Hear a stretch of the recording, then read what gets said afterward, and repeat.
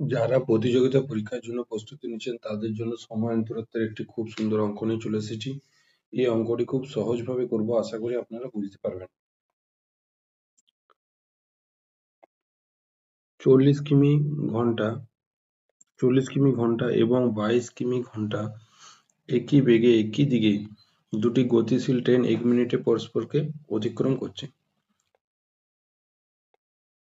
তারা একই দিকে যায়। একজন হচ্ছে 40 কিমি আর একজন হচ্ছে 22 কিমি।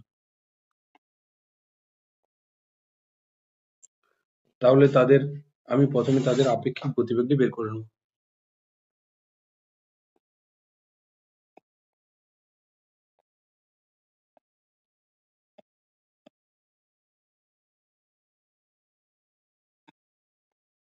যেহেতু তারা একই দিকে যায় তাহলে তাদের আপেক্ষিক গতিবেগটি মাইনাস হবে।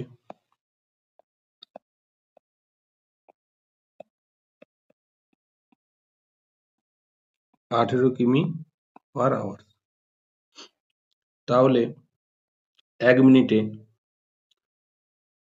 আমি প্রথমে এটিকে second per metre per second করে নেব। 18 কিমিকে 5/18 দিয়ে গুণ করলে মিটার পার সেকেন্ড, এবং সে 1 মিনিটে মানে 60 সেকেন্ডে সে কতটা যায়।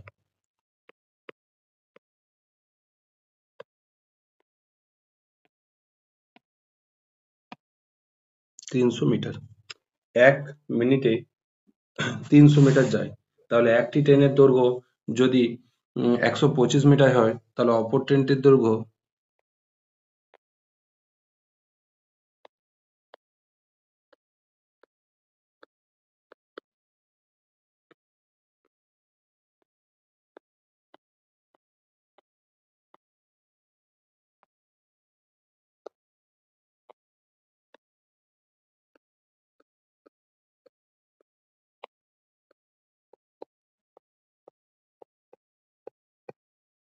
175 মিটার।